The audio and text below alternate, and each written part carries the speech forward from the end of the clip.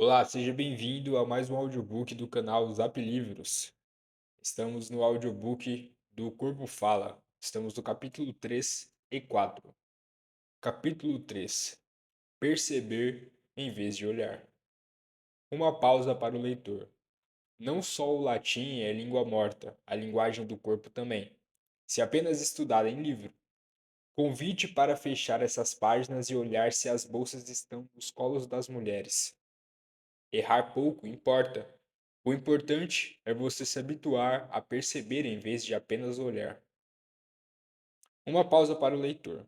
Como toda a gente, nós, Pierre e Roland, sentimos às vezes saudades dos nossos tempos de infância, menos daquelas horas chatas de tortura lenta chamada aulas de latim. Hoje dominamos, bem, razoavelmente ou mais ou menos, depende, o inglês, alemão, francês e português, o que por sua vez permite arriscar o espanhol e adivinhar parcialmente o sentido de um parágrafo simples em italiano ou até mesmo uma legenda de fotografia em holandês. Mas não nos peçam para decifrar uma inscrição latina. Eis a razão. Jamais tivemos o prazer de ouvir alguém a nosso lado reclamar em latim a cerveja que o garçom esquecera de lhe trazer. Jamais tivemos o prazer de ouvir alguém a nosso lado reclamar em latim a cerveja que o garçom esquecera de lhe trazer.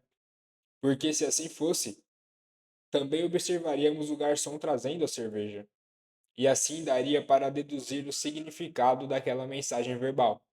Quanto à visual, tal como a representado no desenho acima, até o garçom que não sabe latim dá para perceber alguma coisa. Estaríamos absorvendo do ambiente a presença viva de mais uma língua, em vez de tentar ressuscitá-la de túmulos feitos de papel e tinta. Ninguém consegue a percepção fluente de uma língua se apenas a estuda em livros. Mesmo em se tratando da única língua universal, mesmo que inconscientemente, todos nós nos expressemos por seu intermédio.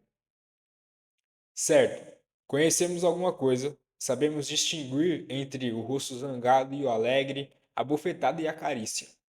Mas percebe o leitor o que lhe diz, sem palavras, nos dois desenhos abaixo, uma senhora que o visita em sua casa? Observemos. No desenho à esquerda, ela ainda está com a bolsa no colo. Sua atitude física diz: ainda não estou à vontade. No desenho seguinte, já largou a bolsa no sofá. Com isto diz: já adquiri confiança no ambiente, já estou me sentindo à vontade. Pausa, aplausos. Os autores são vivamente cumprimentados pelo leitor. Faça então o leitor uma pausa na leitura. Torne a folhear por 1 ou 2 minutos as páginas anteriores. Isto o ajudará a fixar mais conscientemente o que absorveu, as 4 partes da esfinge. E que nos perdoe o uso de tão arcaico símbolo, mas como um método mnemônico ainda funciona melhor que dizer toda hora vida instintiva e vida vegetativa, vida mental ou consciência, e domínio, etc. Não acham? Depois, ponha em prática o que aprendeu, faça o que nós fizemos. Observe. À sua volta, a linguagem muda das atitudes corporais prossegue, constantemente, com toda a eloquência própria da vida que fala das suas relações humanas. Mais adiante encontrará pormenores, mas o importante é, agora, acostumar-se a observar. Procure classificar dentro do esquema básico apresentado o que se passa à sua volta. Trate de decifrar as suas esfinges e divirta-se. Uma advertência: você vai errar. Você descobre logo de início duas pessoas sentadas uma diante da outra numa reunião social. Estão descontraídas, mergulhadas em conversa mutuamente atraente. Instintivamente, cruzam e descruzam as pernas, tomam diversas posições de braços e tórax, uma praticamente imitando a outra. Isso sem dúvida é um sinal de simpatia entre ambas.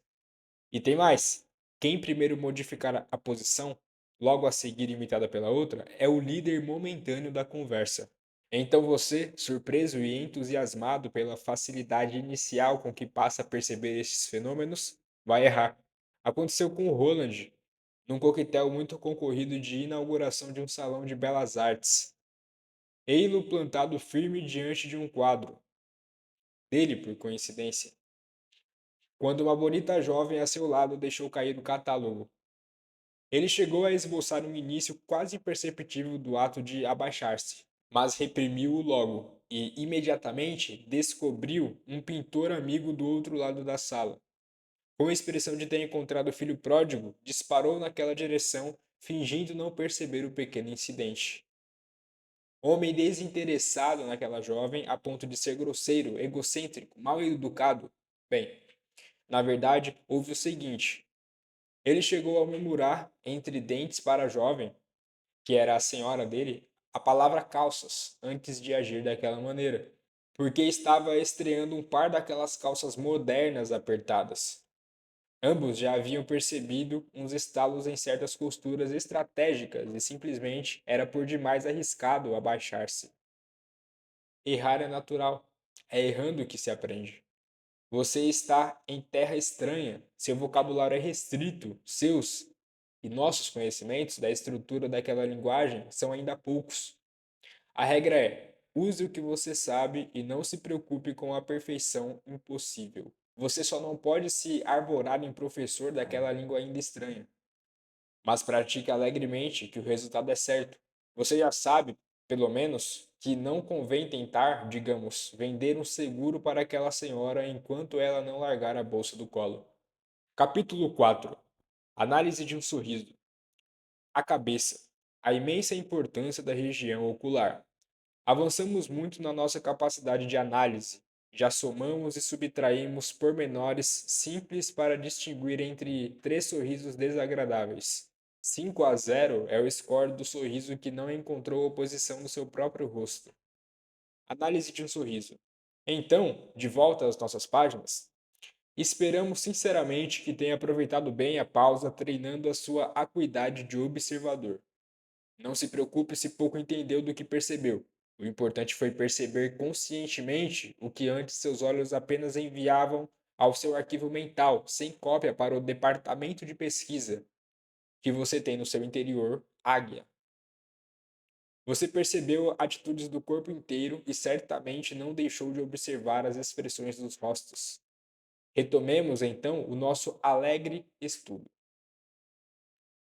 Na própria cabeça, temos representados os três animais: o boi, representado pela boca, por onde entram os alimentos; o leão, representado pelo nariz, onde entra o oxigênio para os pulmões; a águia, representada pelos olhos, que são o espelho da mente. A região ocular é de imensa importância expressiva, revela, como todos sabem, a atitude da mente.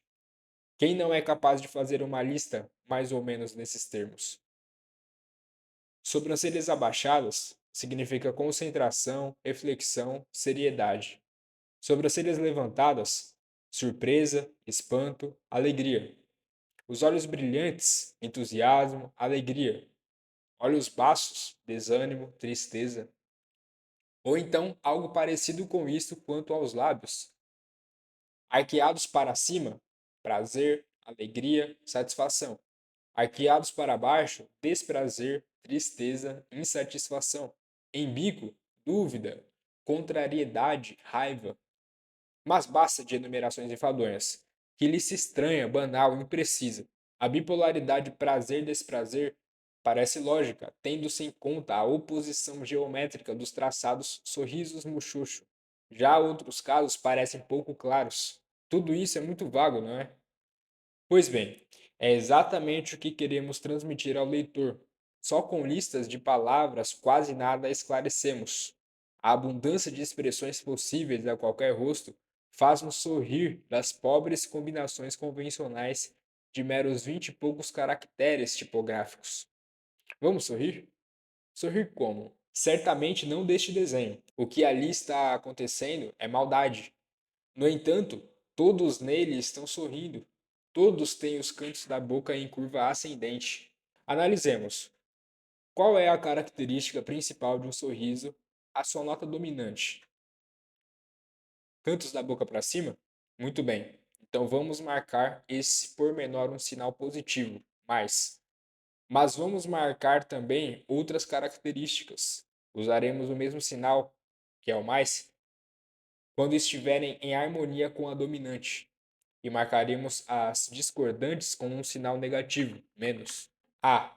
Canto da curva para cima, basicamente um sorriso. B. Costas encurvadas, cabeça encolhida entre ombros, atitude de animal, à espreita de inimigo, agressividade. C. Músculo orbicular das pálpebras contraído, observação aguda, firme. D. Lábios comprimidos, propósito firme. E. Queixo apoiado nas mãos, espera firme, paciente, desafiadora. Resultado: 4 negativos versus um positivo nesse sorriso maldade. A. Meio sorriso unilateral, distensão dos músculos orbicular mais contração do frontal, surpresa mais, desaprovação. C. Músculos elevados do lábio superior, zigomáticos, bucinador, irrisórios em contração. Amargura, de um só lado, amargura temperada com senso de futilidade.